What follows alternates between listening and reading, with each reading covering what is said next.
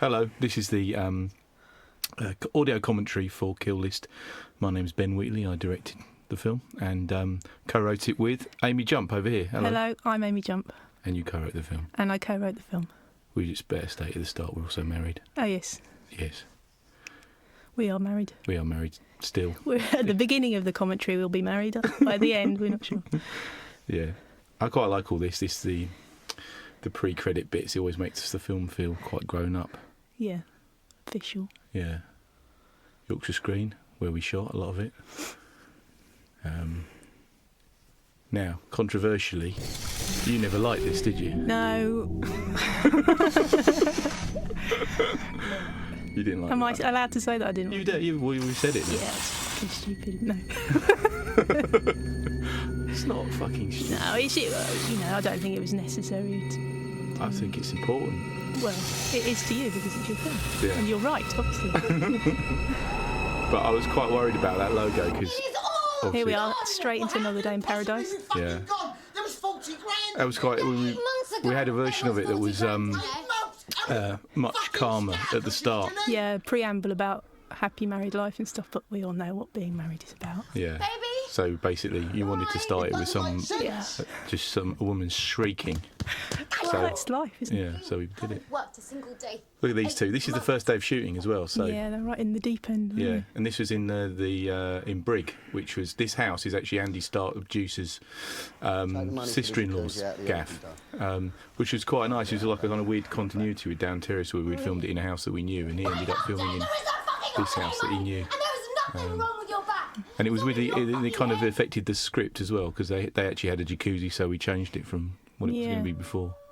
And the jacuzzi was broken, wasn't it? No, it wasn't. Oh, it wasn't? No. Okay. I mean, I had an idea. I wanted to see Neil Maskell, here he is, the hero, naked at the beginning of it, but he didn't want to do it, coming out of the jacuzzi like the Terminator or something, but he wasn't having it. No, he was game, he was going to do it. I really like that shot. Yeah, it's lovely. There's Mianna Buring. It's known on set as the Arctic Fox. Yeah. So you were going to have a load of foxes in it, weren't you? Yeah, we did write a load of stuff with foxes, but they were too expensive. Fox wrangling is too difficult. No, they had to build a fence around it to keep the foxes in, which just seemed like an extravagance too far, really. There we go, pills. These, the label on those, if he'd have turned it around the right way, would have actually been the right kind of antipsychotics, apparently. Oh, really? It was all researched, all that stuff. And on the fridge, there is drawings done by our own son, which is a little bit of... They did that. That's not our son, the picture there, but it's Harry Simpson. Yeah, Harry was great, wasn't he? Yeah, he was brilliant. I wonder if he'll ever get to see this film. We're supposed to edit a version of it, which is for him, but I think it would make quite a sad tale, really. It's basically centred around a cat that died. This spinning's really good. Yeah. Yeah. Oh, he's such a kid, isn't he? I did. It was on the fridge. You left it. 10 bottles of wine. Yeah. I think I did have to tell him to stop spinning because he was spinning quite a lot. Okay. And I was really worried it wouldn't cut properly. Yeah. But this is all this stuff at Brigg was shot in the first 3-4 days. Yeah. And it was all quite intense. We shot like half the movie in 4 days. And it was quite a quick shoot as well. We only had 3 6-day weeks to shoot the whole thing in, so it's got quite a lot of action in it later on, as you'll see. But so we had to get through a lot of the dialogue quite fast at the front. But it was very intense, all this filming. We felt like we'd made a whole film by the time we'd finished this bit. Daddy's promised to do bedtime stories tonight. That's always the threat. Yeah, it's the punishment for the father, isn't it? Having to. I'm quite getting into the books now. Yeah. The samurai book that I read too well. Oh, this is good. This is we didn't really find out too much later. No, what she was saying, but it all made sense. Yeah, it was good. What was it? It's something about falling down holes or something. Or some village in Sweden that's abandoned or something. But the Swedish distributors really laughed at that. Yeah. This is his hidey hole, his man castle. cave. Yeah, with all the shit that he doesn't use anymore, the exercise gear. And we were going to shoot a whole scene with him running on the running machine, but he did it for about 10 seconds and smashed it, so he couldn't do it. That's Andy's sister-in-law's underwear. So yeah, a little bit of fortune. How did we decide to slow all this down? I can't remember. Why was it slowed down? Yeah. I don't know, because it looks more menacing slowed down. It was shot slowed down, obviously. Yeah. I always like a bit of slow motion. It's nightmares, that. Isn't it? Yeah. Well, once these two brave and honourable soldiers. So the inappropriate story. Guarding a man. That was shot ages later. At, this is all shots that were stolen from all over the shoot. Basically, these things. And that moon returns about 5 times. What kind of car? And this was a slight balls up by me. This because it was meant to be that it was summer, so that there was meant to be a mixture of like daylight and bed light that you would when you put your kid together to bed at 7 and it's still bright outside, but it just, I don't know, it's still slightly confusing. They made a bomb. They blew up. But he was so good, Harry. He's just like. Not real though, is it? No, not anymore. No. His improvisations were excellent. He was right in the thick of it. Well, she started it, mate. There you go. Neil's so snide, isn't he? He's brilliant. Who says? Mommy. How's she now? This is the awkward bit in any audio commentary when you just start watching the film and stop talking. It's like, oh yeah. Well, you can talk now. I can talk, yeah. Well, this is basically setting up his character as it's a backstory without him having to go, I was in the army. It's always the old passive-aggressive at-prey fight. But this is all shot weeks apart. Actually, the shots of Neil they're all done it's after the stewing, rap isn't party. it? They're both stewing. Here he is, Michael Smiley. Straight in. Oh, so good to see you. Hi. Now this sequence and Emma Fry, and this sequence was shot as when we cast the film. Well, the film was basically written for the actors in it, and they Swedish National Service. and obviously when you normally cast a film, you have to They don't. I wanted to do it. you write the piece and then you go through loads of different actors and film them and get them to do the role, and then everyone gets together and they choose. But in this, it was written for these specific guys, so we shot this sequence and the dinner party sequence that's coming up as a test shoot, and then we showed the financiers and said these are the people that are going to be in it, and they went yeah, okay. So it's quite a weird way of doing it, and that'll probably be on the hopefully be on the DVD, all that test stuff. This is one of yours, isn't it, Red? I don't eat anything that's red. Yeah. Where did that come from?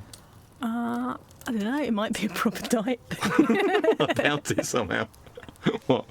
Like you can eat, like Yeah, some people M&Ms. don't eat tomatoes and things like that, do they? Not eating anything red at the moment. He's not. He can't quite believe it. Yeah. The shell nut. But this is quite early. I mean, they.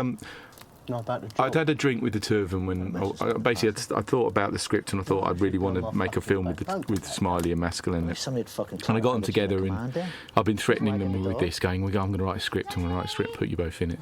And then, but they didn't. They'd been out for a few drinks and become friends a little bit in London beforehand. But this is where they really started to bond together in these 3 or 4 quite intense days in Brig. We are done. Bon appetit. Tuck in, everyone. But this is when it really kicked off. This is the so this dinner party sequence was shot as basically in all one go. So the food is cooked, they eat it, we film it all the way through. So it's like a 50-60 minute sequence with some improvisation and some scripts. So this bit here, this is him doing it for real. little chef's acts about. Yeah. So he's just like, they're all looking at him going, why have you taken that massive bit? You're supposed to cut it up. And then he really complains about how tough it is You say Grace? in real life. This is all improv stuff from Smiley. But not at my table. No? No. Do it in Irish for you. So what sort of...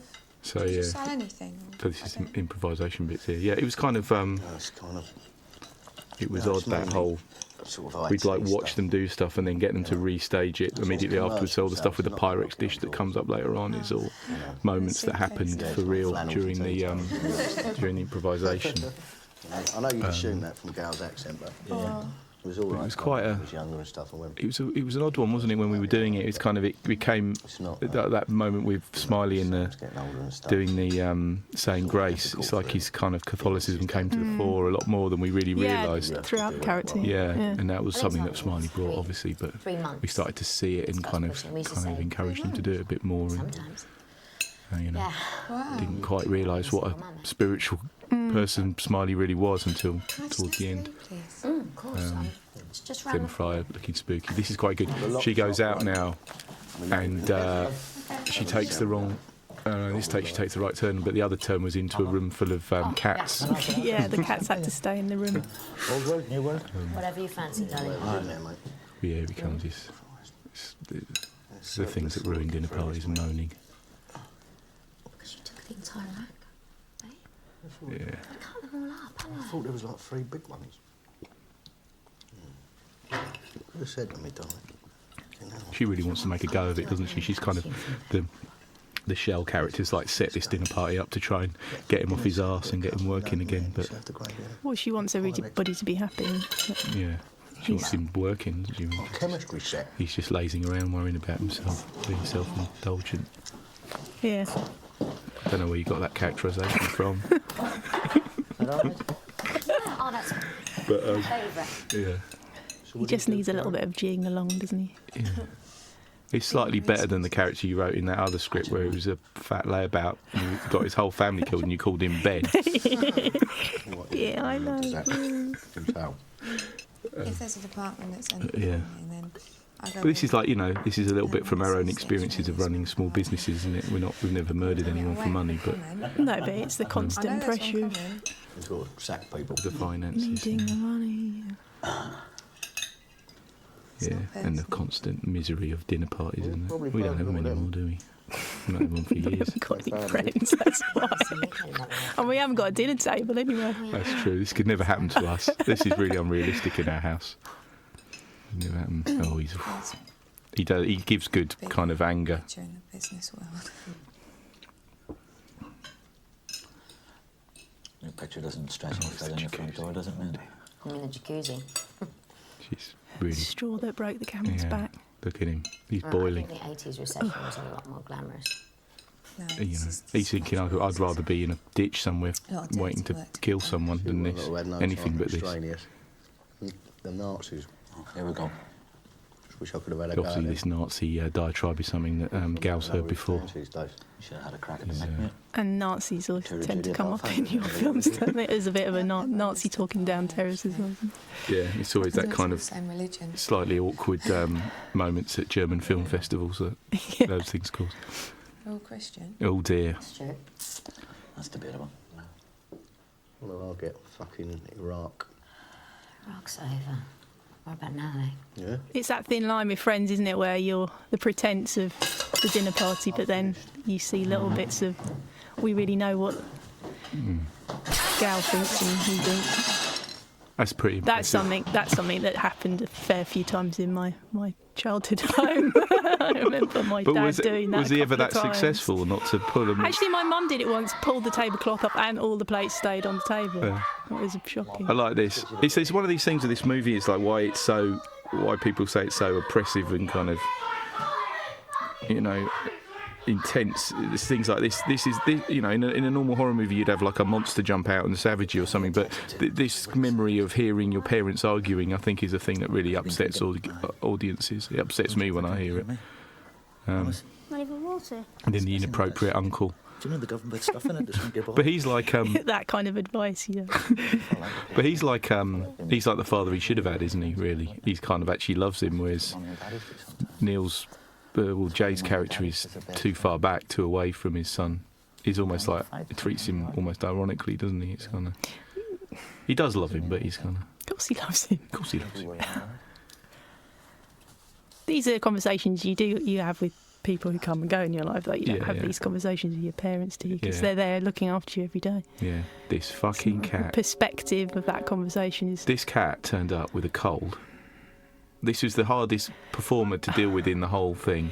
Ironically, in a house full of these cats that were locked into this room, one of them, who was very sociable, wasn't he? Yeah. He wanted to get in it, and then you This had is to the get this actor stunk cat. And then they said you can't use the cat outdoors because cats don't act outdoors. And I'm like, that's the first time I've heard it anyway. How old's your boy? This is the classic bit of someone with no kids talking to someone with kids scene, isn't it? Yeah, thinking that they want to talk about their kids when really not that bothered.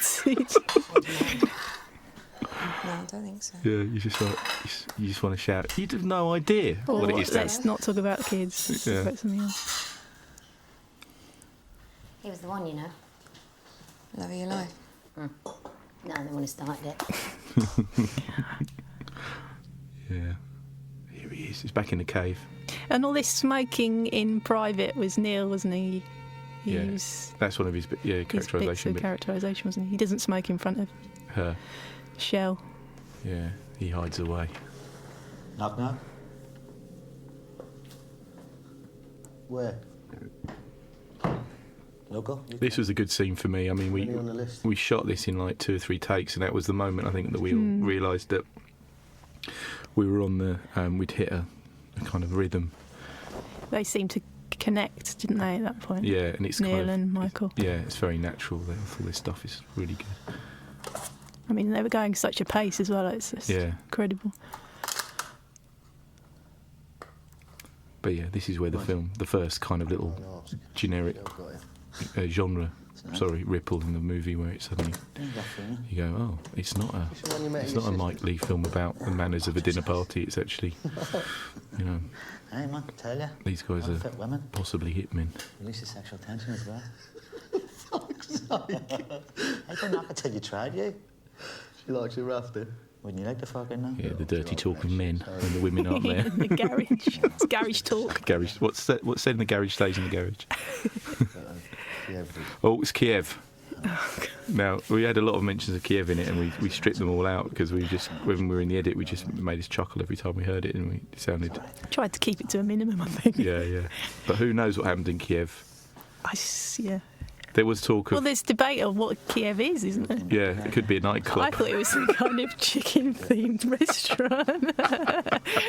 Well, we did have a thought of doing a flashback to Kiev, which is just Michael dancing really badly in a disco. Yeah, that's right. And him, like, sitting there going... That look back by Michael's... Oh, yeah, that's so brilliant. menacing, isn't it? Yeah, no, it's not. It's full of... He's going, oh, God. Well, I don't it's trust the him. game they play, isn't it? Yeah. And this is the classic fudged apology. Let's just put a big sticking plaster over it. Yeah. This really reminds me of my mum.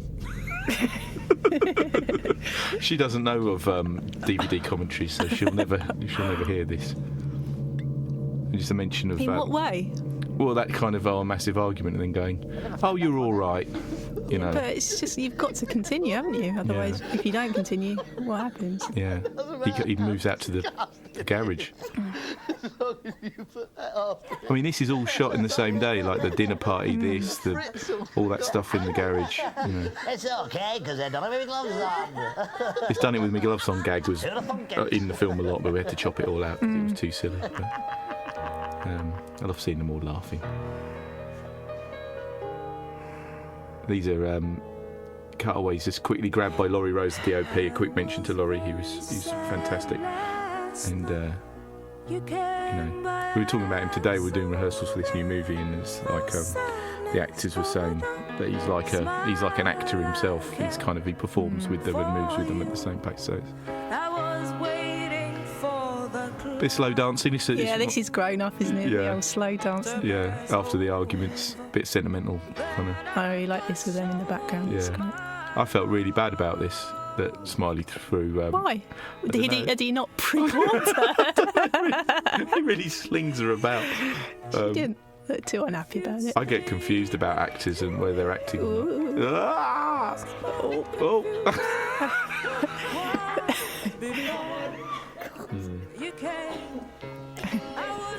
That's one of the ones I just didn't. I was like, oh dear, I'm not looking at the monitor during that. Why? I don't know. I just felt a bit embarrassed. You're not supposed to say that. Oh, this is canny. This. Oh, the trick of being able to put this mirror back on the wall is quite hard. Yeah. Look at this, and then she, in one go. Oh, can you imagine? That's professionalism for you. That's acting. Brilliant. And then the old, stealing the blood to do something evil with later on. What's she up to? Again, this is the big... You've had the beat where it says they're you know, it might be a crime film. Now you're having the beat where it says it's a horror film. I love this kind of stuff as well. This is like proper man fighting. You could keep your Jason Bourne and your Bruce Lee. This is what real men look like when they fight, and it's not pretty. It's quite messy. It's more like a rough cuddle, isn't it? It's like fucking, but you know, with all your clothes. Through denim. It's a dry hump, isn't it? My fucking jeans, you cunt. That's a line, but the next line is Neil just complaining about his costume being fucked. Is that shirt fucked? It's I like her legs going up as well. Yeah. Hey. Now this is Daniel Bird's driving this car, the runner, and he doesn't ever drive it to the end of the road. Why is that, Daniel? He's turning the corner. Come on. No, he's not though. No, but in story world he is. Yeah. Back in the old. Here we go. Back in the old metaphor. Yeah, he's hiding his face from her though. Look. This is man sulking. Yeah, I'll be up in a minute. I'm just getting my shit together. Bit of Jim Williams music cue there, which is Jim's music, of course. This is fantastic. Oh, little devil.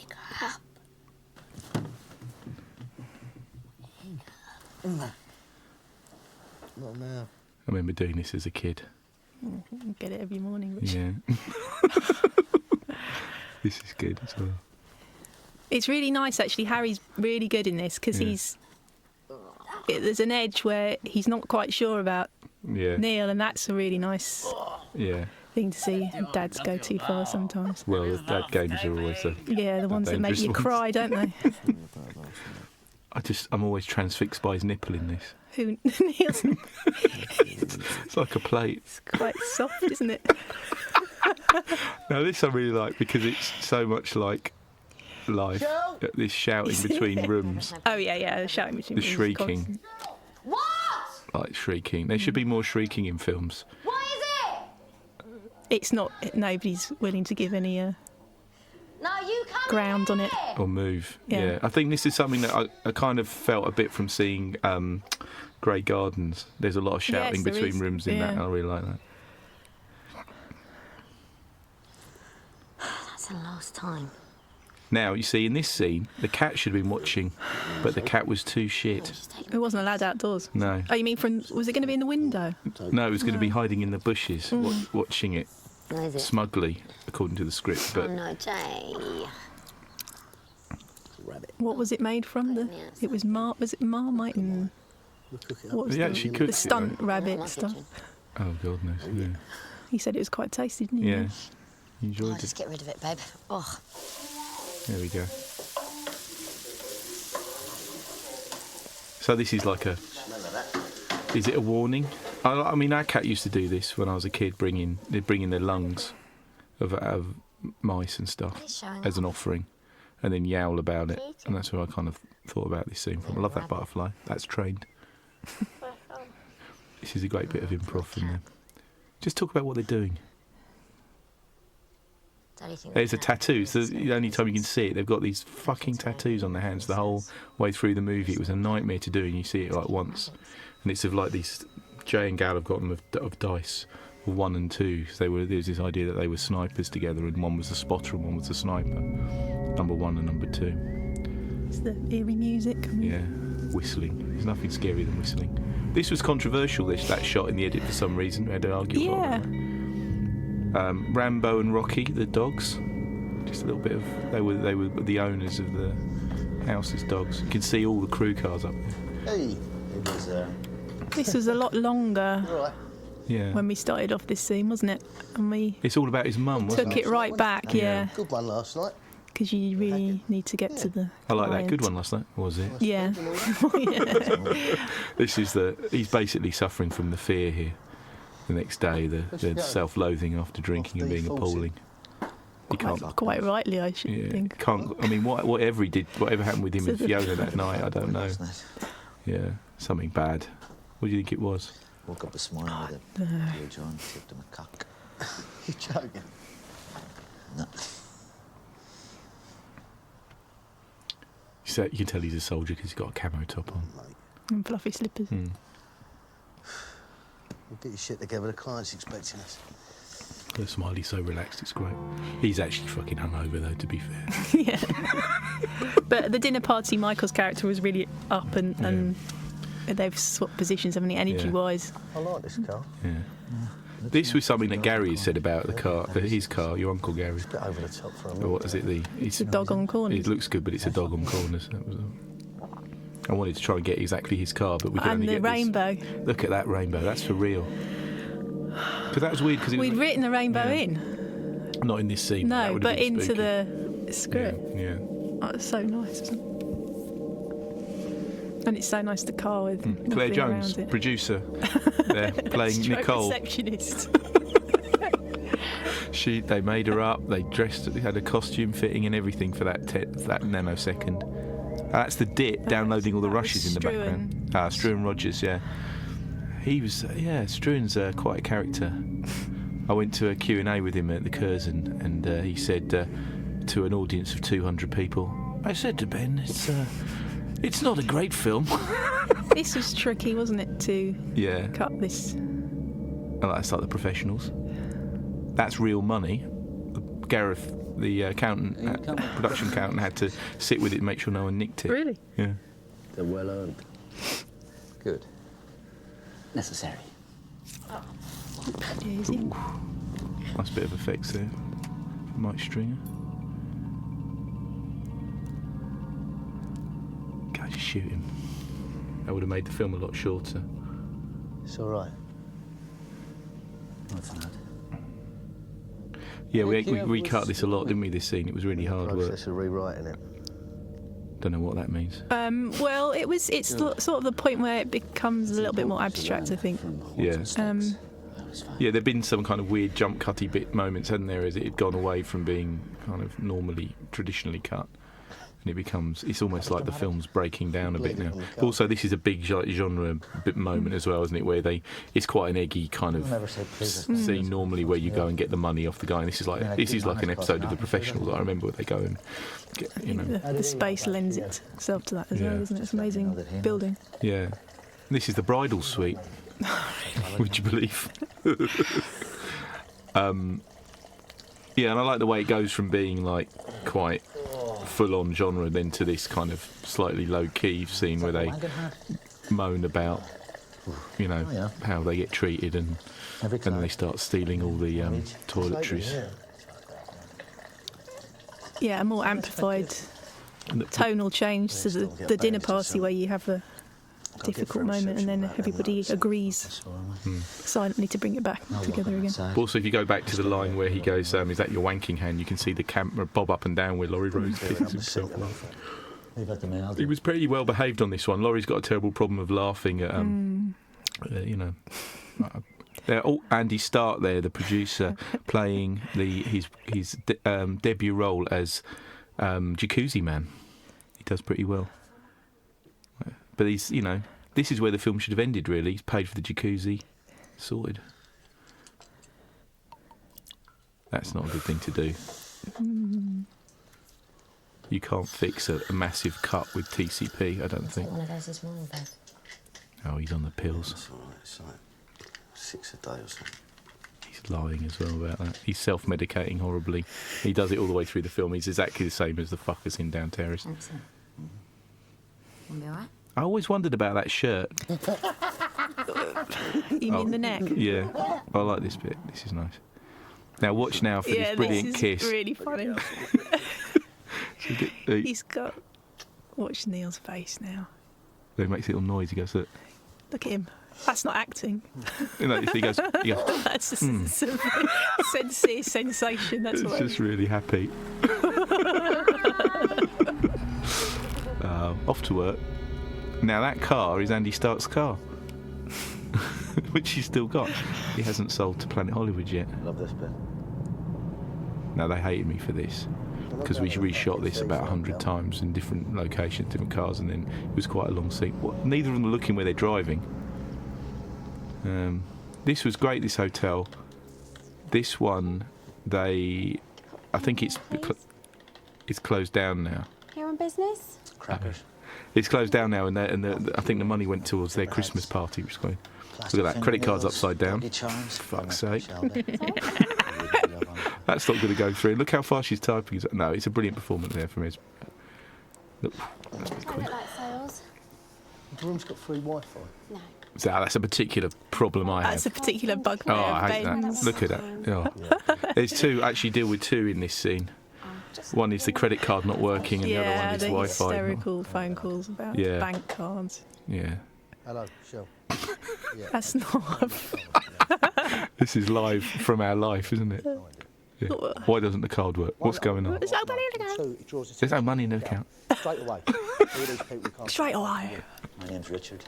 That's nice. Nice to meet you. My friends call me Dick. I can't believe, yeah, all right, but I can't believe there's not 10 minutes that you've had. He should have got his end away in this, the Gal character, but he doesn't, does he? There we go. Corridors. This is in our wheelchair. This is a lot about my Soap's nice. kind of last year, is like lots and lots of hotel rooms like this. Yeah. Nice. Fucking hit dirty soap. It's true. I found a used soap in my room the other day. I was Really? like, oh Usual god, Follow this guy around, see what he gets up to. Here, it's he just gets up with. it's horrible. Do it properly, I mean, not just mow him down in a hail of bullets. Like some... He says that, but I can well believe these two would do that because they're quite lazy.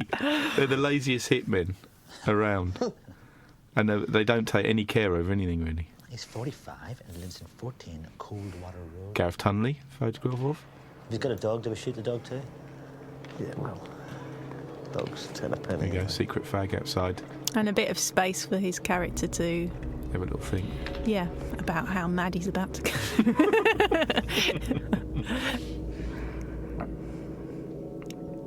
That's one of my favourite scenes.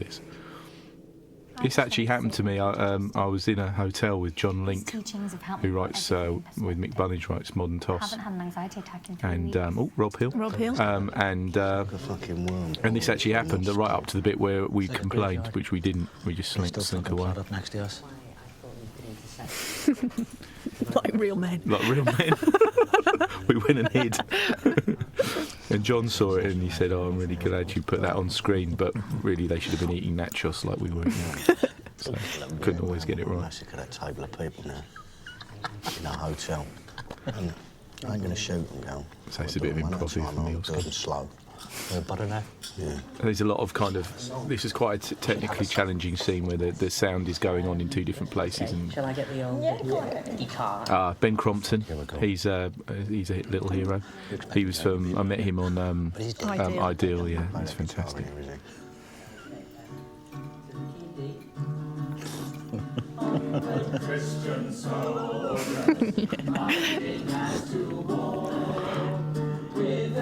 He embodies angry, doesn't he? There's Rob, and he's really loud in this. I think he's the only one who knows the Yeah, to right turn word. him down a bit. Obviously, Rob Hill, who is the editor and also star of Down Terrace. It was good to see him again. Oh dear. Oh, I'm sorry. Apology accepted. Sometimes. So this is one of yours, isn't it? I mean, all this stuff. Yeah, not as hard as a dinner plate. I like the idea that God loves you. Jay would offer God out if he, came across him. The type of people he hangs about with, stay out of my way. No more guitar, mate. Like the extras as well. He's Yeah. good, that bloke with the beard. There's a time and a place. Your time and a place is in a very isolated location. This is all Neil, all no this one's threat likely to stuff. be for about a fucking 100 years. Okay? You can tell because there's no coverage of his Jimi face. Hendrix, you ain't. There's a line there that you don't see that Crompton says, which is, Very sorry I about like my Jimi friend. Hendrix, but we had to Accept do my that. most humble apologies. And you're speaking to the big man. Put a word in for us, will you? Get them all a drink, love. Double orange juice as That's well. all Renee. Smiley's lines there. You made all that up. That's good. The team's back together. Yeah. The love affair is back on. The brother I affair. really like this music coming Yeah. up. Yes. Oh, there's the Andy McNabb book, but it's Andy McNiven, and it's called Brutal Dawn.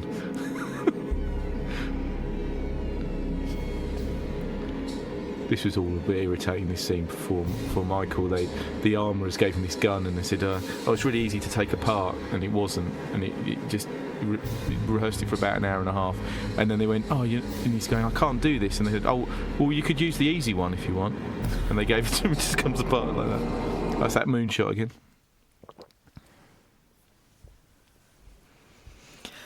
Yeah, they are the pros. Not like the house of a major villain, does it? And now we see the entrance of Gareth Tunley. Fuck's sake. Fucking brilliant. Oh, you'll enjoy this one, Gal. Yeah, well, at least it's not a toddler. Got that. That's one of Smiley's, I think, as well. Oh, little briefcase.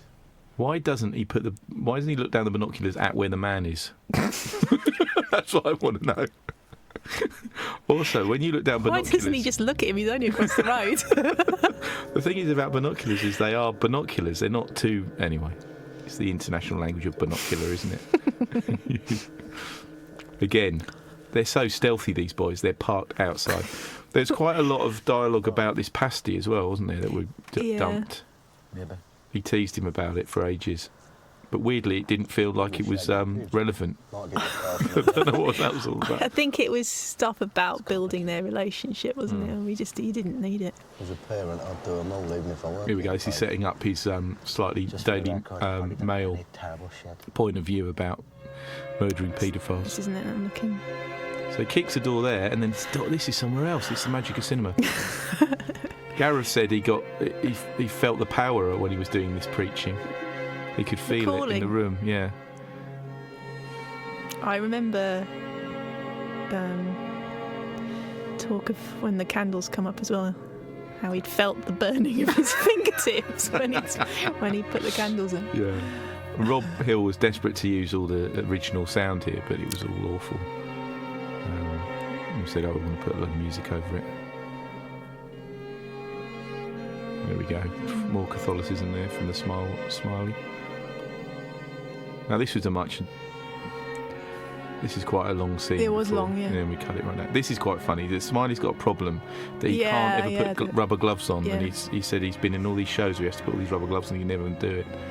He's got some kind of weird sticky, non-sticky There was a laugh from Neil as well in another edit. Yeah, he just went on for ages in between. Yeah. I mean, here we go. He's poor old Tunley burning his fingers on this thing. You look at the expression on his face as he does the first one. Oh, that's a bit hot. Fucking hell. Oh, God. Keep acting. Oh.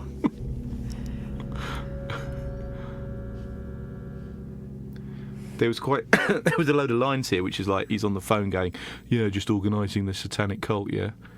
And then something that we had to cut out.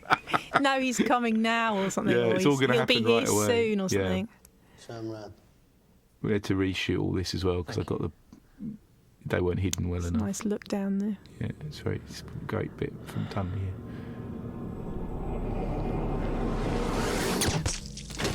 And that ended up as CGI. This massive cast his head and it was going to blow up like a massive pumpkin. This look we'd taken out and then we put back in a couple of times, and Rob quite rightly said it. It shows the character, getting back into his stride, and we needed it in there. And now this was all cut super fast, so it's like boom, boom, boom. There was a load of more action here. This scene was really long as well. Yeah. Cut right back. In fact, the whole film contracts here quite a lot. There was a lot of different kind of characterisation and plot scenes that kind of got taken out. There was far too much kind of looking at documents and trying to work out what the cult was all about, which was just boring. Sorry. But just the very things we're now criticised for in some of the reviews. Well, because we've taken out too much of the exposition. But the exposition itself is just deathly dull, and you just really don't want to know about it. One down. Yeah, of course. Don't worry, I'm all right. Yeah, it's the slightly stilted, difficult Skype conversation, isn't it? It's always such a good idea, but then when you're doing it, it's really boring. Yeah. Well, in that there's a bit cut out there, which was quite nice, where the kid comes on and he doesn't want to even talk to his dad, which is the typical thing. I'll go, Sam's calling. Yeah. Do you miss me? No. He feels so sorry for himself. He does. He's in a hotel. Because he's at work. Yeah. Oh, having to do some work. It's miserable. I ever lie down on my bed. Yeah, exactly. When you have a little read as well. Yeah. I might read my Andy McNiven book, Brutal Dawn. Gal, on the other hand, is a bit miserable about He's having murdering a someone. spiritual crisis. Yeah. I think he does this for everyone he shoots, though. Though the bit that was chopped out of that was him watching a long Hitler documentary, which we kind of didn't use in the end.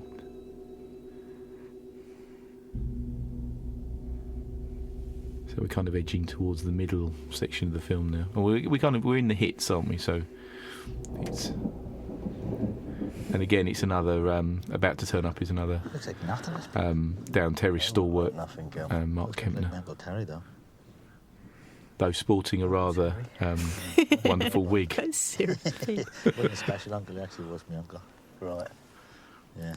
He was a He wasn't one of the people your old man took money off of to be your special uncle. Ooh. A joke that could only work between very good friends. family, did he? You spoken to Fiona? No. They're improvising wildly here, and Yeah, we have yeah, no it's take no all responsibility for any of this dialogue. Really? That's interesting. Yeah. Look at Neil looking at him. What, for me?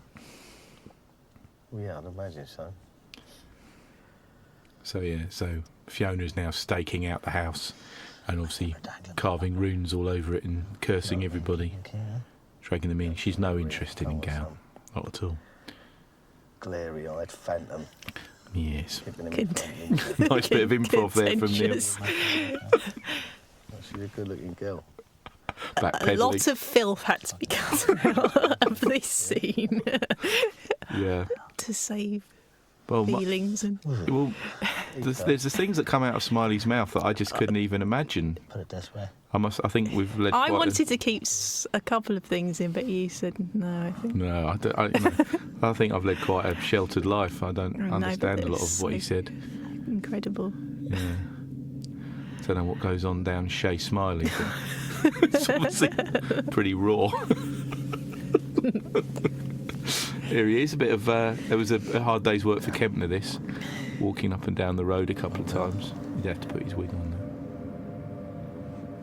You may recognise these arches from other walk productions, such as Four Lions. Actually, wishing that lock up first. Why? Why don't you just mind your own business? Yeah, it would be for the best. I thought we were just going to observe. No, we're not. We're going in. No, we're going to go and have a look, Yeah. mate. I like the matching outfits. He's Smiley's outfit reminds me of a little bit of RoboCop, not the cop of what's her name, Nancy Allen's outfit. This was different, wasn't it? Well, we did. They did a lot of walking around in the dark to begin with. Yeah, we shot like a 9-minute take, It's quite a, but it didn't really work and it out. took a while to Yeah. piece it together, didn't it? Yeah. The geography of the space. I felt quite guilty that I made them do that massive Yeah, long walk, and and that it should go in, and then we just ditched it. Lovely. So wank then. Copies of Razzle? I mean, what were the cult up to? But anyway, so this is something that is so horrific that you cannot see it, because if you saw it, then this is kind of like the Room 101 moment, isn't it? That everyone has different ideas about what's on it, and a lot of the reviews thought it was like child porn or something. No, it's never said. What? But Smiley's imagination was so active in this scene that he said he almost threw up into his own mouth. But he didn't.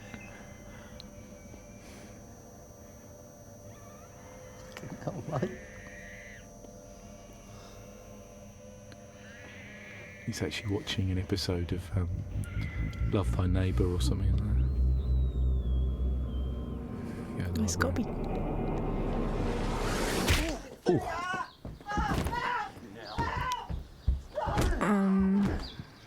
We were going to put some preamble before that, but then we. There's a whole scene where they show their IDs and Yeah, it's we're policemen or something. blah, blah, It's blah, blah, like, blah, yeah, let's blah. just do it. Get in the door. Yeah. I've just remembered where you're burglars. Really? Well, if you are, Take what you want. So the people whose house this was were really up for it. We're going, we're going to torture someone in your front room. And he goes, yeah, brilliant. We saw the locker. Really liked it. Let's game on, big lad. And Kemner does an amazing job here because it's like Yeah, it's really hard. These lines are right eggy, aren't they, and difficult to say. It's pretty tough dialogue. It's a bit elliptical and a bit Just a librarian. unreal. So he kind of. This is not fair. I'll show you not fair. I like these cuts to black because it's kind of. Please. You don't know what's going on. You know, again, your imagination's working rather than showing it. Films it. Though this kind of has the magnetic. We're on the magnetic pull now to the middle of the movie where we actually stop not showing things and show them in all their gory detail. Good.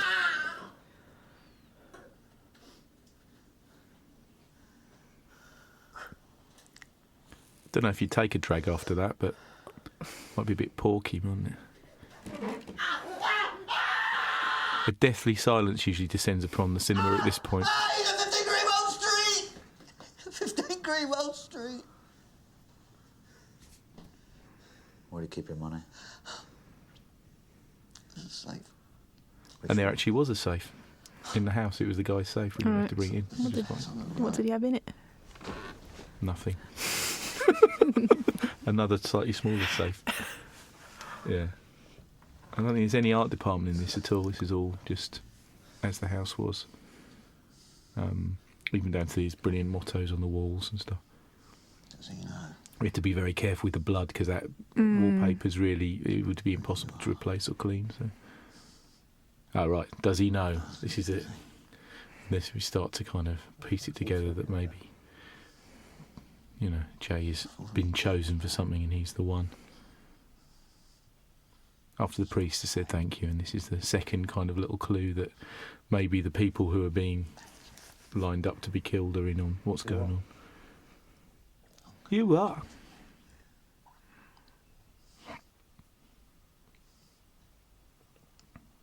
But that, the thank you thing was your idea, wasn't it? Yeah.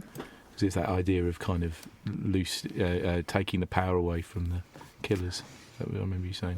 Well, it's scary if somebody asks for it. Yeah.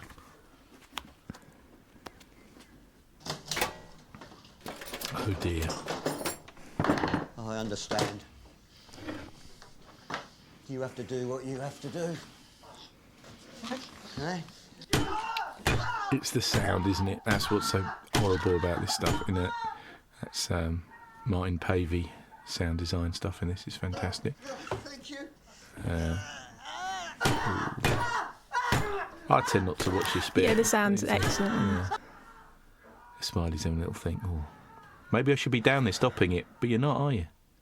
Sitting on another bed. Yeah. So this is an amazing bit of effects work done by Big Boy. Oh.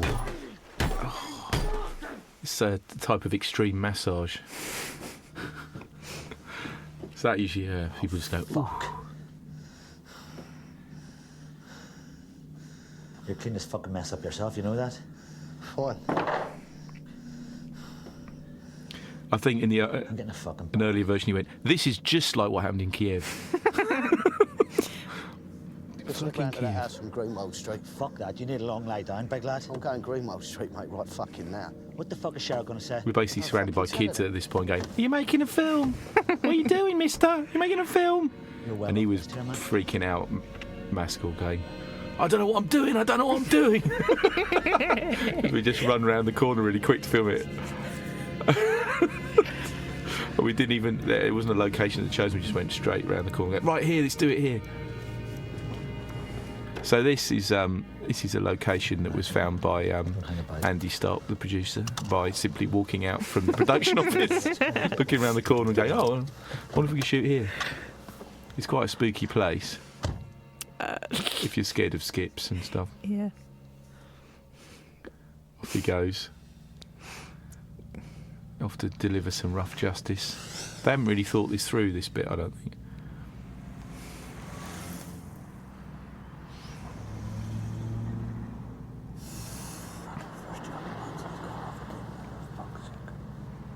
really like this bit when he just drinks it. In the juice box. Yeah, was it an umbongo or something? Do you think he just found it on the floor of the car and was like, oh, no, save that for later? Always stay hydrated. Rule number 1 of being a contract killer. Yeah, I think that's in his big bag, isn't it? Umbongos, Chewits. No, they don't make umbongo anymore, do they? I believe they drink it in the Congo still. So there he goes, he's looking around. No one's... This is one of my favourite little...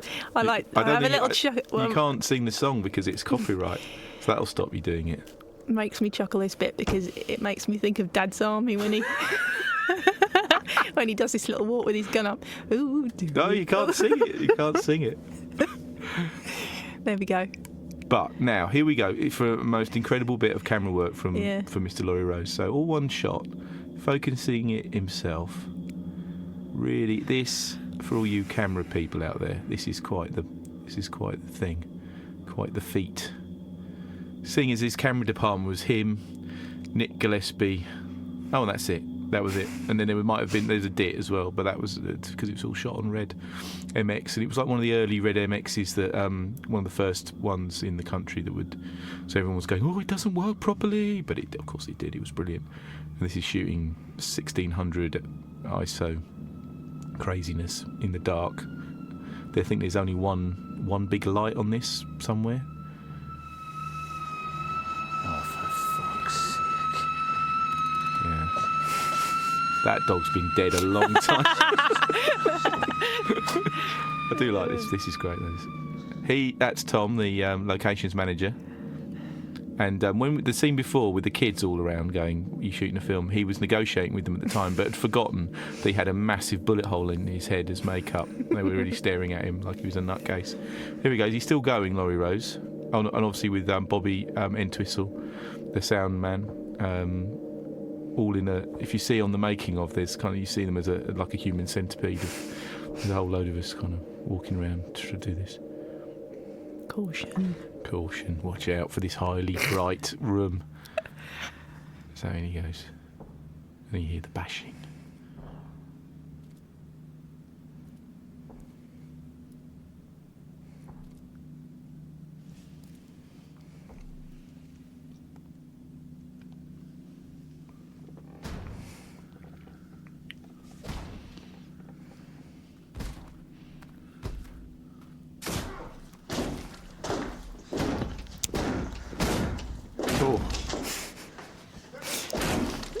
That's Gareth again, the accountant. Is that 20 minutes? Let's get the fuck out of here. The fuck we're gonna do with him now?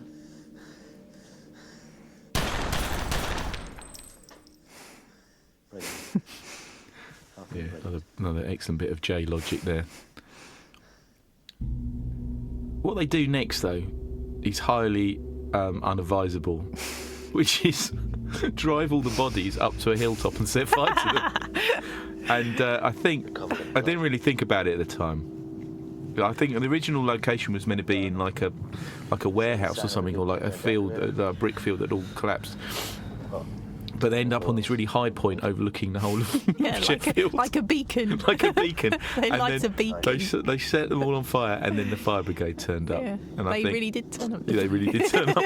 So they would have then had to have shot the fire brigade and then bury a fire engine as well, and it just could have escalated all out of control. See how little petrol cost in those days. We didn't take any production stills, so you notice that's one of our stills that had to be taken off the film. I like this. Gal's starting to think, oh dear, he's losing it, but I've got some money. Exactly, he's letting him do it every time, then he shakes his head, doesn't he? He's pretty useless as a friend, Gal. He's gonna. Here we go, massive beacon. The smell of roasting bodies drifts over Sheffield. Will anyone spot us? Doesn't feel wrong. You can see that from the moon. Bad people. Also, the pyrotechnic guy said it was so hot that after the first take, Neil was going, "My face is melting." I used to love looking at fires when I was a kid. You say that all the time, don't you? What, when I look into fires? I used to love looking at fires when I was a kid. He's based on me, obviously.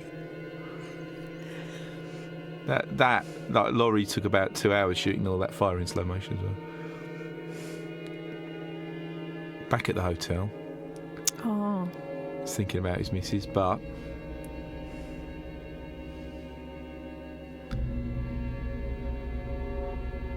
that's the Aston Hotel. What's that? The Aston Hotel now follow me What's on. happening to me? The Aston Hotel follow me on Twitter now. Really? Yeah, they were massive film fans. We turned up there, and We needed another beat. This after him standing having a cigarette and the shooting dogs thing. We needed another beat of him by himself, didn't we? Yeah, he's gone. Did I just see that? Or was that in my mad mind? And here his gals were pretty pissed off with him. This is a kind of. It just the film starts to slow down a bit now to catch a bit of breath before it. Sake, he says. Just like Kiev. Just do the job. This always happens. You turn up home after work and there's women drinking wine. In the afternoon. Drinking loads of wine in the kitchen. I just want to see Sam. I'm just getting drunk with this woman. Can we talk about the sex? We're all getting drunk in the kitchen. You're not invited. Had a glass of wine. This is like a pint of wine I've got here. Yeah. Do you want to join us? No, I've just killed 5 people. Yeah, Set I fire should to them get on me- the top of a hill. Get me all my bits and bobs. Don't know what that means. I should go. Oh no, don't be silly. You wear first. No, stay. It's all right. Not welcome in his own house. Women. Now, this happened to me. What did? This. What? This is the hives, isn't it? What? Shut up. You never had anything like that. Oh, I did. It was from drinking. What, on your arm? on One my little arm. patch? For drinking too much lager. Oh, please. Oh, Jesus, Jay. You need to stop drinking lager, Jay. Ugh. Baby, gotta go see a doctor. I think you'd have to have your arm amputated for that. No. I'll get some cream or something. That's classic, isn't it? Can't be bothered going to No, the doctors. But he does because Did his you say missus you makes were him go. suffering from stress? Yes. Do you experience fatigue? No, this happened to me as well. This whole thing with the going to the doctors and yes, saying you're depressed. no. And oh, no, it was for a bad back, wasn't it?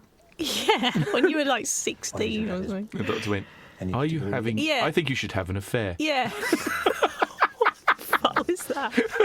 Professionally. And then I went to the doctors again when I was about 25 and he went... And I said, oh, I've got heart palpitations. He said, Family, yeah. would you like some drugs? And I was like, not really. He said, what was it? How's that? What's that Normal. calming drug thing? Oh, Heroin. Heroin, yeah. Would you like some So heroin? you could look at my hand and You're fine. Prozac. Prozac, that was it. He said, offered "Do you Prozac, He offered didn't me Prozac. That was all the rage, though, wasn't Yeah. it? Well, I can give you some I advice. thought, God, that's easy. I should have taken it at the time, but I didn't.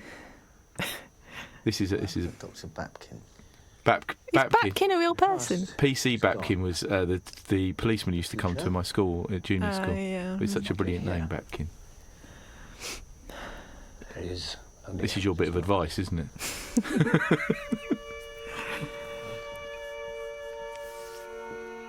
This is Smiley's actual mum and dad.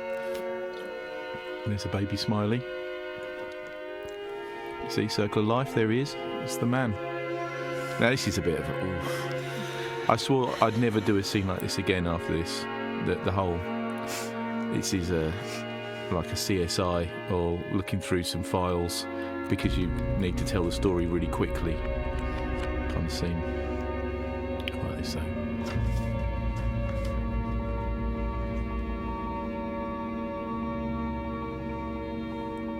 Self-medicating again.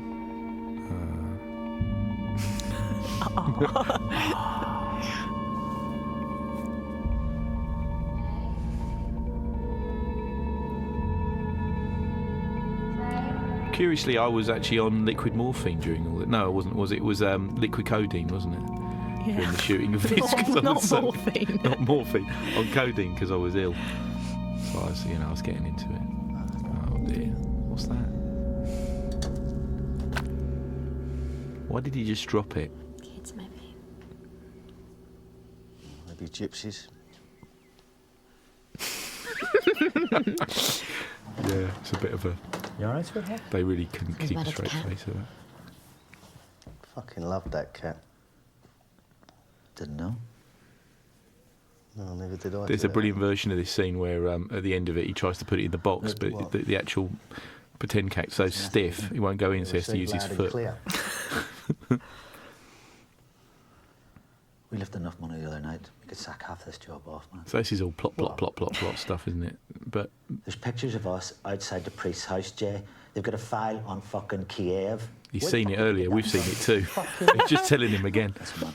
But That's yeah, just not I mean, it's a That's just not necessity, isn't it? At this That's point. awesome. That's awesome. Yeah, I think you're right. I think we should just give up. We should let things like. But this is the only concession in the whole film to actual We're doing a what fucking the, job, what man. the It's hell's not a going on. crusade, Yeah. all right? Right. He you spells don't it bother, out. But when I start something, I'll fucking finish it. So Gal. basically, the whole end of the film pivots on the I've been death of a standing around cat watching how you fucking finish it. and the revenge he takes on it. Your arsehole's gone, mate. Love Listen, that. man, I can't fucking work with you anymore if you're going to go fucking over the top every time you get a fucking lump hammer in your hand. Oh, I'm sorry, Gal. I'm really sorry, mate. I'm so sorry. I'm really So sorry. this is another scene that was written quite Listen, man, calmly, and you're going in then there this like is a like the fucking last couple of psycho takes on where they crack. What the fuck's did the going really on? angry version, and Until it's you see me after this fucking shit. Brilliant. it's so I'm much not better gonna than bury my fucking cat, the quiet and you version. fuck off out of my gaff. Well, it's just Using the cat to channel. Yeah, but that's me done. What? oh, they're kind of awkward. I can't do this. They can't No, get no, out. He's please, got to open the please. door. Yeah, that's I need to get help. Right, listen.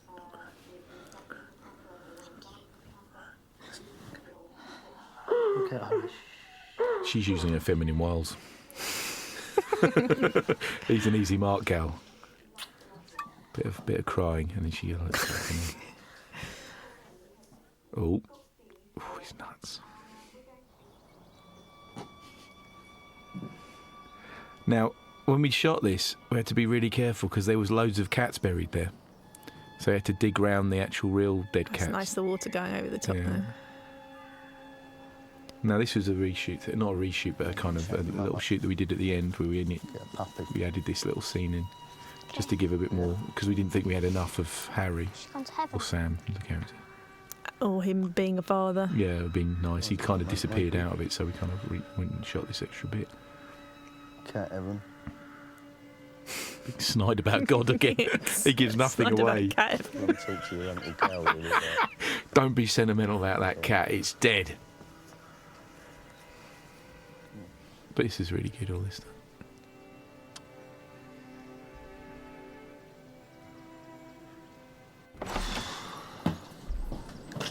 They've done their bonding. Yeah, that's enough of Look, that. look for foxes, didn't we, mate?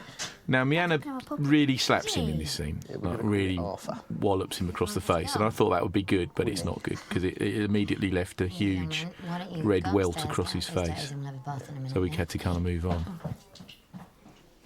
Oh, here it comes. All right. Don't want to talk about it. Really? He's ready to walk. Good, he's gone soft. See, he doesn't even look like anything, but that's a proper slap. Oh. This I always worry about seeing his cock as well when he moves his leg. Do you think if you get replacements, then you go free of the contract?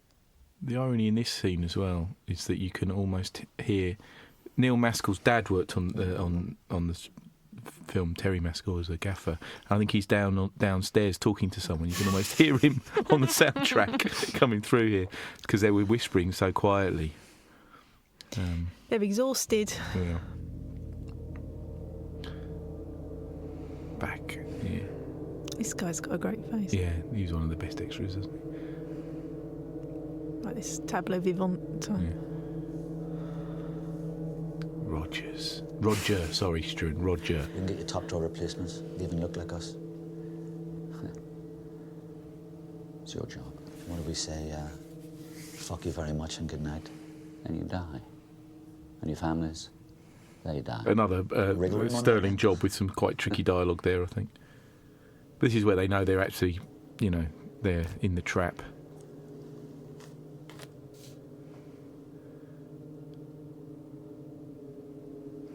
There was a lot of confusion over who was on the list then because they'd already been given the names. I'm But asking you a straight question.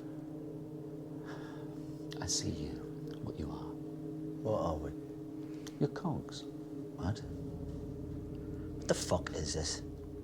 So the original version of the script, that there was, it was meant to be this idea that there was two warring factions, weren't there, that within the cult, and one was replacing the other one. Fucking reconstruction. Get your fucking silly. hands off me. It kind of, it's kind of disappeared by this point, but it's still, that's the cogs thing. It's that they're,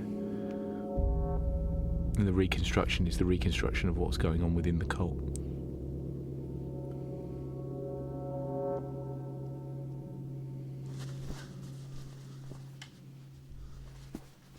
What's this? I'm leaving. What? Taking Sam to the cottage, just until the job's over. You know you're in serious danger of losing this. Is that what you want? No. We've gone a bit quiet, haven't we? I suppose we should say something. Where's the cottage? Where's the cottage? I was worried during this that he was going to smack his head into the top of the car. There's a big cable on the ground. I think it's a hose pipe. He's really angry now. He actually looks wrecked as well, which is quite interesting. He's kind of Neil. Is that more acceptable than a priest? Character does, can't say I'm not because it's really. mostly shot in chronological order, and it was quite hard shooting, so they do look tighter and Name's on the more list. That's all that ruined matters. as it goes on. Okay. She's quite works out quite well. You sure? You don't want to go and have a little cry about it to Shell? Well, I might do if I could find her. She's gone on holiday. That's funny. It's the secret lives of men again. How they kind of settle there. I don't really understand why you're When calling women her aren't there. fucking wife, mate. I'll be honest with you. That's right, you're her husband, aren't you? Yeah, leave this now, girl. No. You shouldn't fucking treat your wife like a doormat. Right, thanks. You know what I mean? Yeah. She's a lovely wee woman. Well, all your And you treat her like a relationships, fucking mug. all your relationships have been so very successful, gal. So thanks very much for your advice, you cunt. He's one of the best swearers in the industry, I think, Neil. I wish there was a BAFTA for swearing, because I think he'd get it. You know. Another brilliant fight. We extended this, didn't we? Because Yeah. it was fairly short first Yeah. round. I just love watching Roman It's roll cool. around. It's nice that they move around the room as well. Yeah. I mean, I think this rivals Inception in many ways. That fight that they have in that corridor. Why bother with all that expense when you could just have this? This is proper. This is real. I'm telling Shell you started it. She thinks I'm a saint. She Just doesn't know illustrating how a male argument can end quite quickly and become best friends again very, very fast. She notices everything. Can't get that Fiona out of my head, you know? Really? Yeah. I think it might be love. Don't really know her, gal. Yeah, well, you know. These things happen like that sometimes. She gaffer taped your cup. When I'm putting that down as an erotic cry for help. That was one of yours, wasn't it? I remember that. I don't remember what I was like. You get the blame for that. Yeah, thanks. Really lonely fucker, I think. This is where we can put the record straight. All right. So there's someone for Which side are everyone. you on? Yeah, too much gas.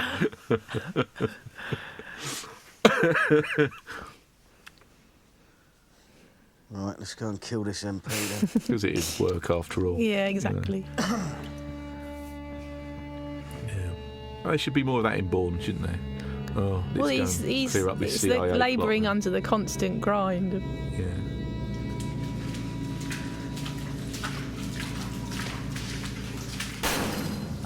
The tunnel.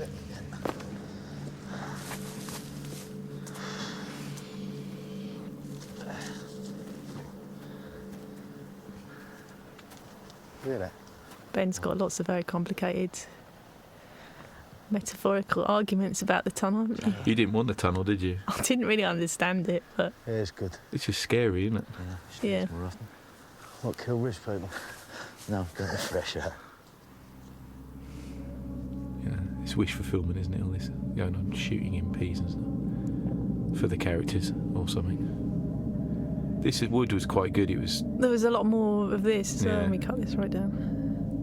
hiding in their house. They had some big thing about how they were born to it, and how every generation of their family had been involved in this. He's quite handy, Smiley, with the rabbits. Want a cup of tea? Yeah, lovely. They're both relaxed a bit now. They're Go back in down and have a look at there. his gaff tomorrow. Yeah. Well, this is just another hotel, isn't it? What's the Really? plan? without any distractions, just together. Yeah. Well, so we're not just going to drag him down to the village square and chop him. This is the same conversation they have in the hotel the first time, isn't it? We're going to mow them down in a hell of bullets like a hackney crackhead or something. Just go down and get an idea of the layout. But they're more comfortable outside, aren't they? Yeah. You look right at home. 2 musketeers, huh? Oh, Mr. Bunny, it's going to get cold. You're taking your coat off your back. It's a future Christmas number 1 or something. What do you think? What do you think about that? And we ate the rabbit afterwards, so there we go. Nothing's wasted. What? Harewood House, which we had to disguise with an extra tower because I didn't want it to be seen. That's why we're here. Come on, let's bed down. He's probably fucking the scullery maid anyway. So this is where it takes another turn. It's kind of this is the end of the hit and we've had all the expositions and now it's going. We've had their kind of Gal's tiny investigation into what's going on and the threats to the family, and now it's moving into the final phase of the movie, which is when the true nature of what the Ben, I just story's all about. Ben keeps looking at me while he's talking, but I'm just looking at the screen. I'm hoping You're trying to make eye contact with me. Join in with me. Help me. Dig your own hole. Yeah. It's a bit of poetic licence. I'd say that they wouldn't have a light on, but then it would become like radio. It would be depressing. There's quite a long scene here that got cut as well, which is where Gal says he's going to quit being a hitman and do boxercise. To teach boxercise. But that's that. By this point, you just want to get to the end. You're on the slippery slope. Q-Moon. Yeah.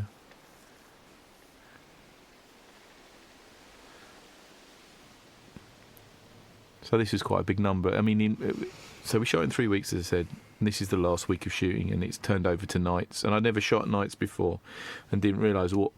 I'm slightly naive about it. What a nightmare it would be, and it's kind of like jet lag, but jet lag in your own country without going anywhere. So you basically, when you switch over to the nights the first night, you're exhausted, and then you don't sleep during the day, and then you have to shoot another night, and then you don't sleep the next night, and so basically the whole crew goes ragged, and a little bit mad. And you had quite severe weather, didn't you? Yeah. It pissed down quite a lot and howling gales. And, as you can see in a minute, a lot of people were naked, but these must be the gamest extras I've ever worked with. Because usually extras, much like Ricky Gervais's show Extras, which is almost like a documentary, are a little bit kind of difficult to work with. But these guys were phenomenal. Who knew that burning torches would become such a logistical nightmare as well? That was all quite hard work to do, get all that right. And the geography of where the procession moves and stuff across the landscape took a while to piece together, didn't it? Yeah, yeah. And again, incredible camera work from Rose, because he doesn't know where it's not like it's a big Hollywood production where this is all planned out. This is a lot on the hoof. It's very documentary. So he's walking around in the dark, having to focus the camera in the dark. It's just amazing.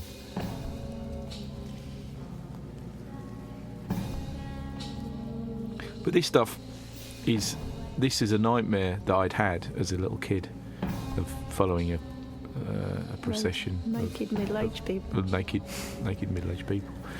And there they are, and actually seeing this on the day made me quite. I'm happy. I'm quite scared. You gotta love naked people, though. I read a tweet the other day going, "Oh, it's so typical that the cult would be full of naked nubile young women." Where it cuts to the naked nubile woman, but there's quite we've definitely cast a spread of ages for that. There was old men, old women, all sorts. So I wanted to see all those different types of bodies, really. Maybe it's just me. The masks there's quite a history of straw head pieces to do with harvest rituals and things, isn't there?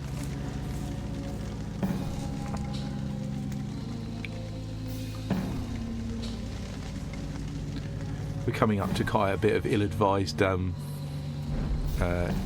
tactical decision by Jay in a minute, which again is in continuity with the rest of his Jay and Gal's decision throughout the movie.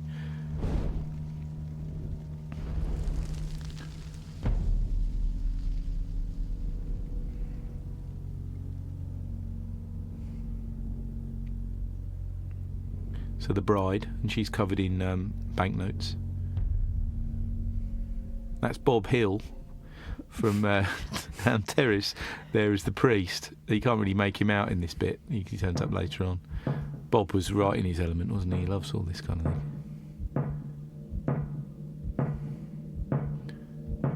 And they're watching. You know, this whole thing about exposition, that we know as much as Jay and Gal, basically, as the audience, and I think that's the way it's from their perspective. We shouldn't really know any more than them. They're trying to process it. And obviously Jay's usual reaction to something he doesn't understand is to smash the shit out of it, so he's... Now that's the MP. It's not really made that clear, but...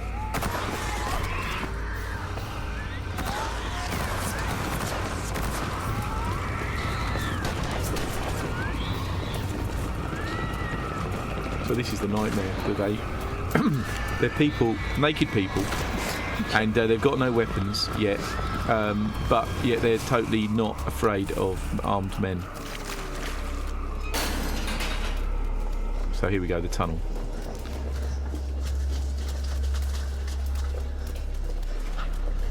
So this was the kind of height of achievement of the art department, I think, on this one. This is Dave Butterworth's finest hour. Though obviously they all did an awesome job across the rest of the movie, but this tunnel, he was going, you don't want to shoot it in the real tunnel, I'll build you a tunnel. And so there was a lot of negotiation about it, and then he built this thing, and it was just awesome.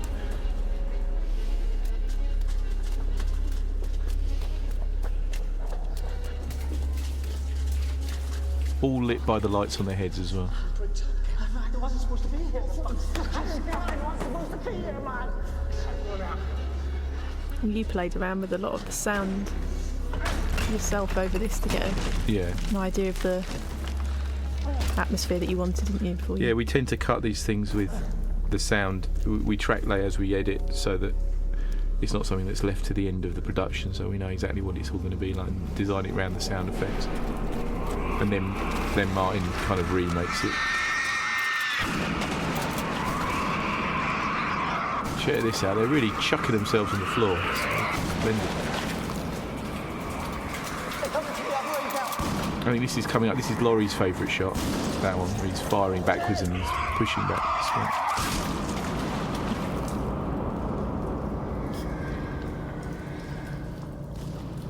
This is all shot in our unit base in quite a smallish room.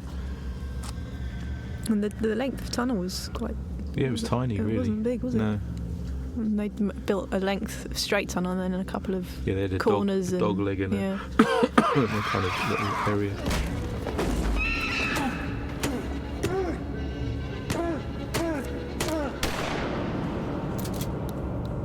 But it was quite fun directing this. So I'm on the outside with a walkie-talkie, and they just went into the tunnel at the beginning of the day, and they came out at the end.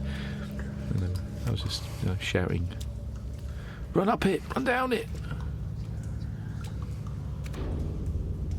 Jay? It made me think. I was thinking about. There's a John Carpenter's Assault on Precinct 13. There's a similar thing. It's this kind of linear idea that people run down the line, so there's nowhere to get out, and it's very claustrophobic, and you just have to shoot your way through it. Now Michael said here that he's very disturbed by this because all he could see was this guy's bollocks swinging towards his face.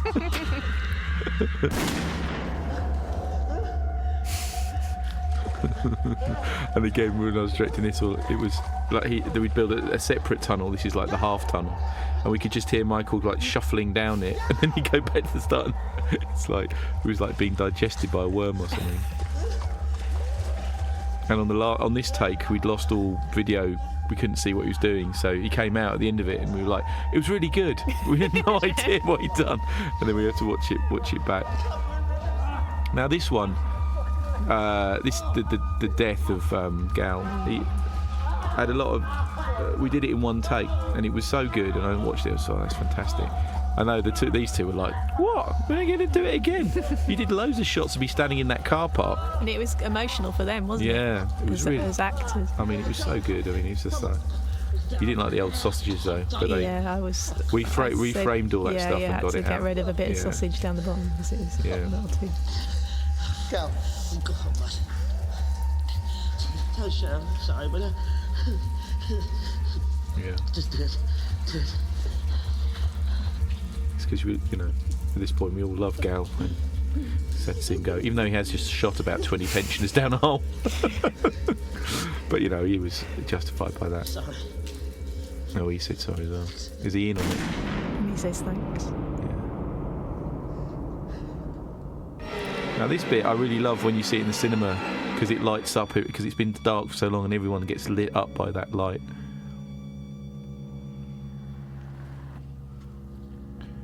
So now the film really starts to break down. The editing goes really quite chaotic. So it's this weird journey from wherever he was in the tunnel back to the cottage, which is taking him a day to travel across the country to get back.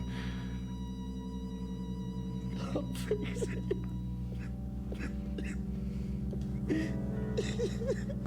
it's totally, the cutting's like totally fragmented now. Is he sick? Tired. Very tired. Harry's back down, seeing his parents having another domestic.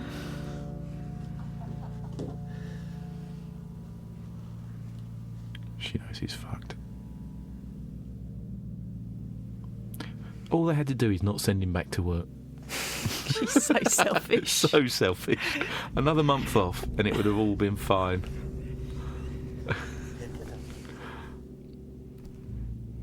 I don't know what it says on that note on the door. I would have liked a little bit more dialogue between the two of them here. Yeah. And a bit more cottage action. Cottaging. Not cottaging. Okay, more cottage. Yeah. Fuck is that? So this is this is something I really like from Race with the Devil, where the caravan gets surrounded by fire. But man, it's like Saw. In Saw, it spends such a lot of time organising stuff, the villain. And in this, it's like they've set up all these flames around the house. It's quite a major operation. I mean, for the cult, they'd have to come in minivans, They're professionals. dig holes, set fire. How do you set fire to all those torches at the same time? It's hard. You're asking me for. It's tricky. Anyway, so at this point, there'd be, in other films. He's gone mad. In other films, she'd be useless at this point and be a crying wreck. But luckily, with her military training, she's up for it, and that was important, wasn't it? That we didn't have someone. She just didn't. She's just going to give tidy up. Yeah. Here he is. Another machine gun he's got.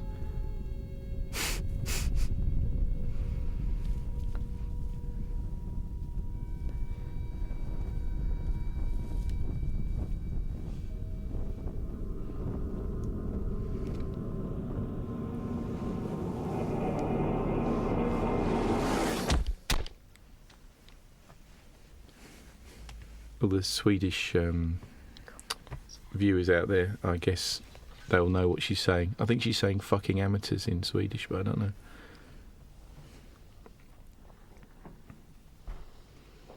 I think if they sent Shell to do the hits, and they'd stayed at home, they'd have been much better off.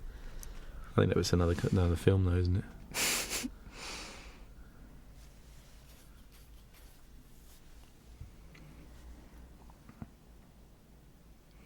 Why didn't she turn the light out? Because it would have been dark. The question is, why is the moon so low? Yeah.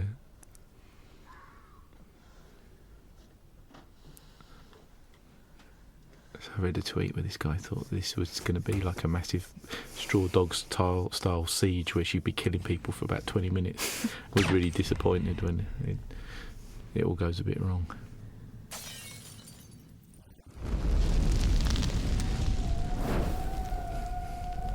So here we are at the end, and this is Big Bob Hill. No, he had some really difficult lines. But they had to be cut. We had to do. And it wasn't his fault. No, not was at our all. It's fault. a very difficult. Yeah. I mean, But basically, you just didn't need any more words, really. No, we thought the threat was good enough, but there was quite a lot of explanation of, fight the hunchback and then do this and do that. And it's just like, for fuck's sake, you don't need it. Because it's just about to happen. You don't just explain what you're about to see. That purse of the lips says it all for me.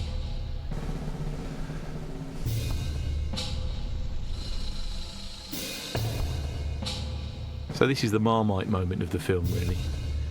This is the divider of men, you know. It makes perfect sense to me.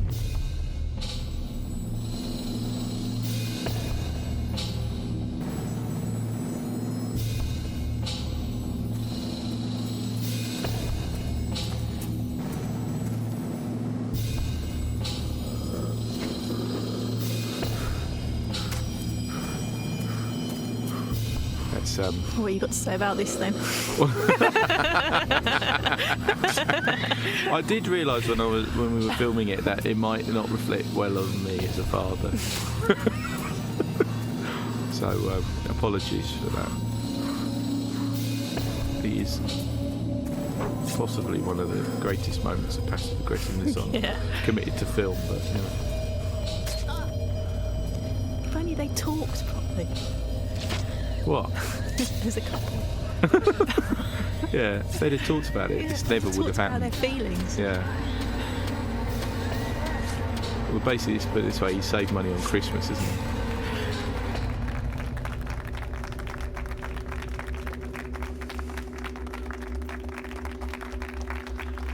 It's the Scooby-Doo ending. Right?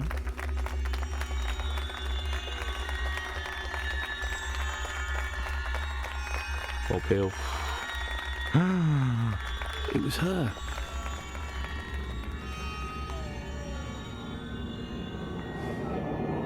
Oops. That was the last thing he wanted to happen. Now, I always think she's a keen appreciator of irony there rather than she's in on it. Yeah, I think totally. I mean... Because that's not a plan any mother would have, is it? No. Fuck.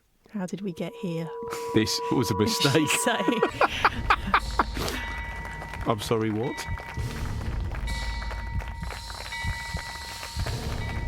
Laurie Rose always says it's a movie where a horrible man wins a hat, which is kind of what happens here.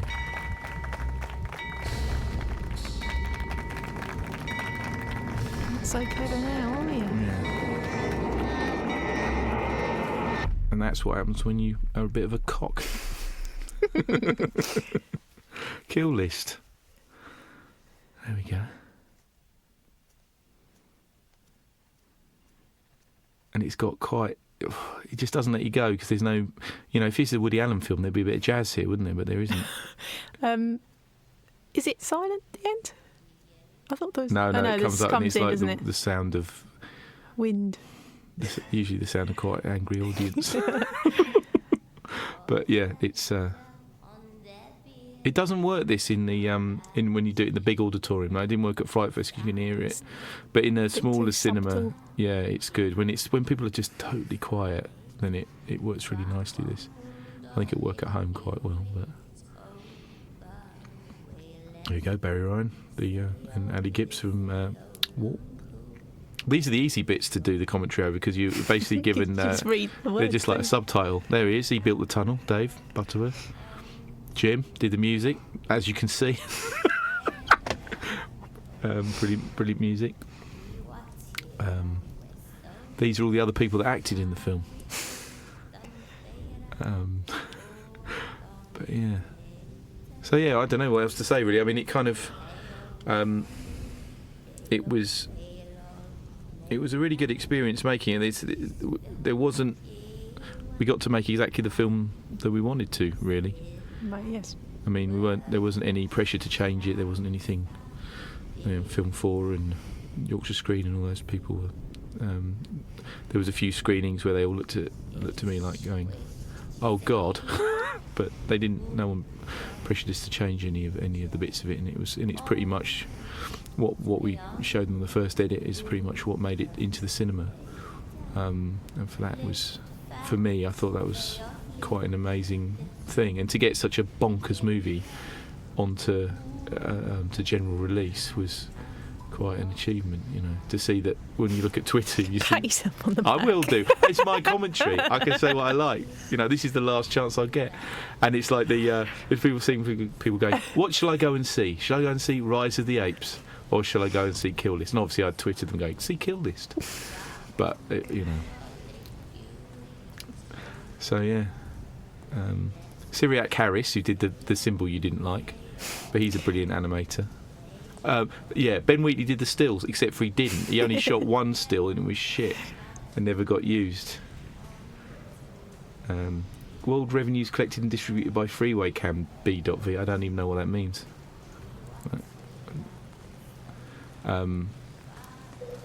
Robin Gutch, who's from Warpex, is a good fellow, and we kind of, you know, this is how it all started. We went to him said, what do you want to do next after Down Terrace? And we offered him a few different movies, and he went, I'll tell you that one, Kill List, the Hitmen versus Satanists. And I'd written that did the first draft, and we over the Christmas of 2009. And then it kind of got got the green light in that new year of 2010. We were shooting it by the September, I think.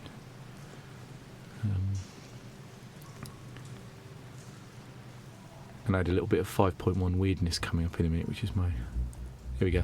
That's nice, isn't it? I haven't heard that before. Yeah. And that was our commentary for Kill List. Goodbye. Bye. Bye. Bye.